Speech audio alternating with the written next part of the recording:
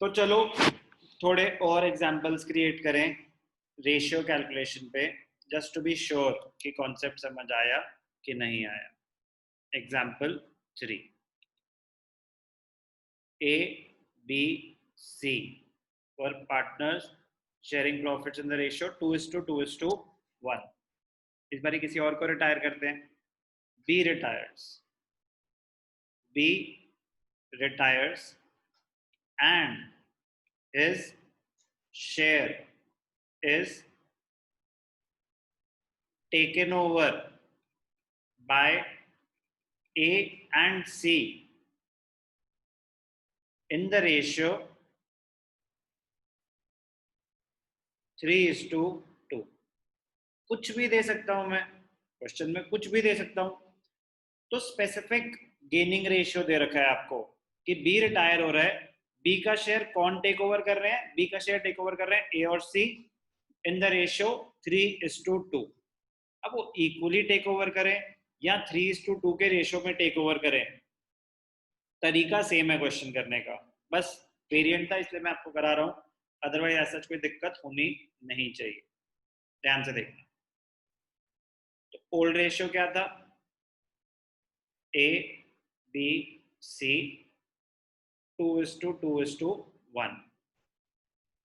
B retires, तो B का share क्या है, B का शेयर क्या है 2/5।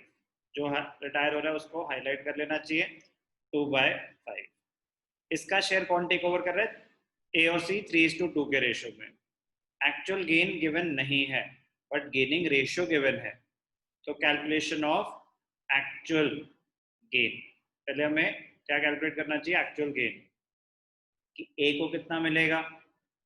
ए विल गेट 2/5, तो बी का शेयर है इसका 3/5, 3:2 के रेशियो में बांट रहे हैं ना, तो 2/5 तो बी का शेयर था। बी का शेयर कौन टेक ओवर कर रहा है, बी का शेयर टेक ओवर कर रहे हैं ए और सी इन द रेशियो 3:2। तो ए को मिलेगा 2/5 इंटू 3/5, 2 3 6/5 5 25। सी विल गेट 2/5 था बी का शेयर, उसका 2/5, 2 2 4/25। तो क्या निकल गया, एक्चुअल गेन निकल गया। तो एग्जैक्टली सेम है जैसे हमने एग्जांपल 2 किया था, उसी तरीके से अब क्या हो जाएगा, न्यू रेशियो कैलकुलेट कर लेंगे। ध्यान से देखना, new ratio is equal to old ratio plus gaining ratio. A old ratio क्या था 2/5, कितना मिला इसको 6/25, तो 25 एलसीएम आ गया 5 5 5 2 10 प्लस 6, तो 16/25। बी का शेयर क्या था, और बी तो रिटायर हो गया, सॉरी सी बचा है ना, तो सी का ओल्ड रेशियो क्या था 1/5, इसको कितना मिला 4/25, तो 25 5 5, तो 5 प्लस 4 क्या आया 9/25। तो new ratio between A and C will be 16:9। 16:9 is the new ratio between A and C. Gaining ratio question में गिवन था, लेकिन फिर भी समझ आना चाहिए। गेनिंग रेशियो बस वेरीफाई करवा रहा हूँ, 6/25 और 4/25 which is equal to 6:4।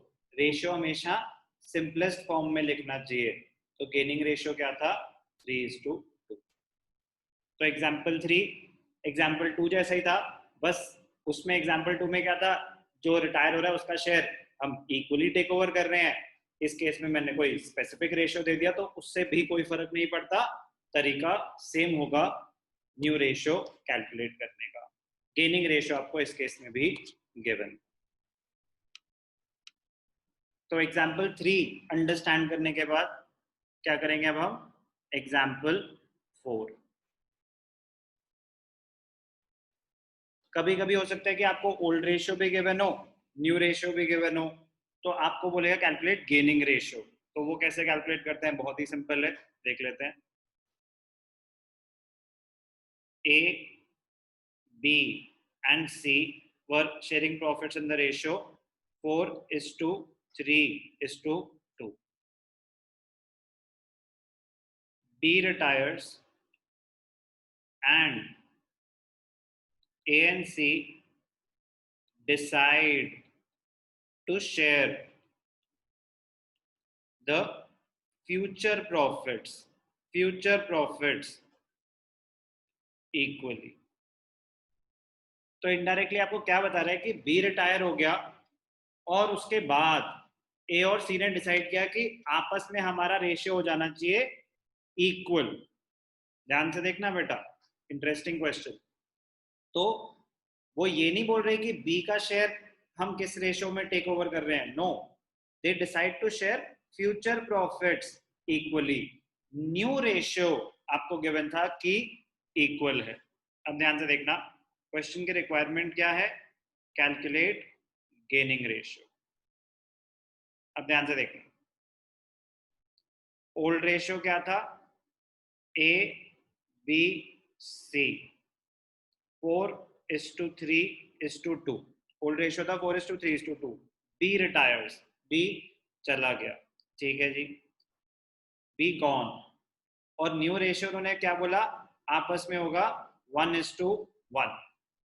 New ratio उन्होंने आपस में क्या डिसाइड किया, 1:1 between A and C. Old ratio भी गिवन है, न्यू रेशियो भी गिवन है. आपको क्या बोल रहा है, कैलकुलेट गेनिंग रेशियो. अब ध्यान से देखना, अगर आप गेन कर रहे हो तो आपका न्यू रेशियो बड़ा होगा नॉर्मली, ऑब्वियसली बात है, अगर गेन कर रहे हो तो गेनिंग रेशियो का फॉर्मूला होता है new ratio minus old ratio. पहले हमने करा था सैक्रिफाइसिंग रेशियो एडमिशन में, तो सैक्रिफाइसिंग रेशियो होता था old ratio minus new ratio. यहाँ पे गेनिंग रेशियो है तो gaining ratio is equal to new ratio minus old ratio. ये सब सेम है, तो new ratio is equal to old ratio plus gaining ratio, सब एक ही फॉर्मूले की डिफरेंट डेरिवेशन है. तो ए का गेन निकालते हैं. न्यू रेशियो क्या है, 1/2.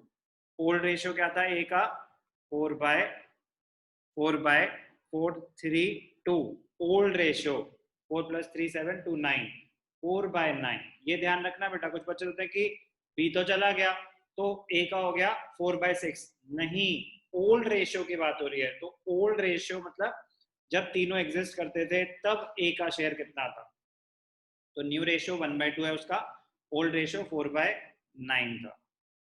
तो 9 2 ज़ा 18, ठीक है, 9 1 ज़ा 9, 2 4 ज़ा 8. तो ए का गेन है 1/18. बी का निकाल देते हैं. बी न्यू रेशियो क्या है, 1/2 माइनस उसका ओल्ड रेशियो क्या था, 2/9. 9 2 ज़ा 18, 9 1 ज़ा 9 माइनस 4, 5/18. तो ए का एक्चुअल गेन क्या है, ये एक्चुअल गेन है 1/18. बी का एक्चुअल गेन कितना है, 5/18. तो ए और बी के गेन को कंपेयर करेंगे तो पता चलेगा कि गेनिंग रेशियो क्या है. ध्यान से देखना, ध्यान से देखना. A's गेन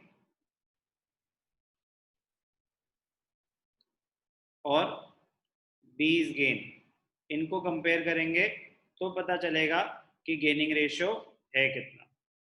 A का है 1/18, B का है 5/18.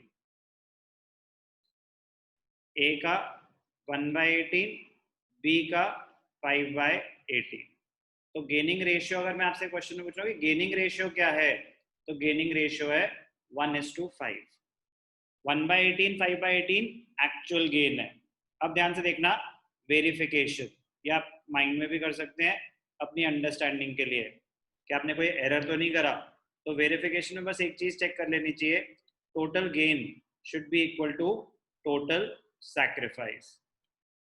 तो टोटल गेन कितना है, 1/18 plus 5/18. Which is equal to 6/18। ये किसका शेयर मिला है हमें? सी का। सी का शेयर कितना था? सी का था 2/9। तो सैक्रिफाइस किसने करा? जो भी सी का शेयर था वही सैक्रिफाइस हुआ है, और तो कोई सैक्रिफाइस कर नहीं रहा है।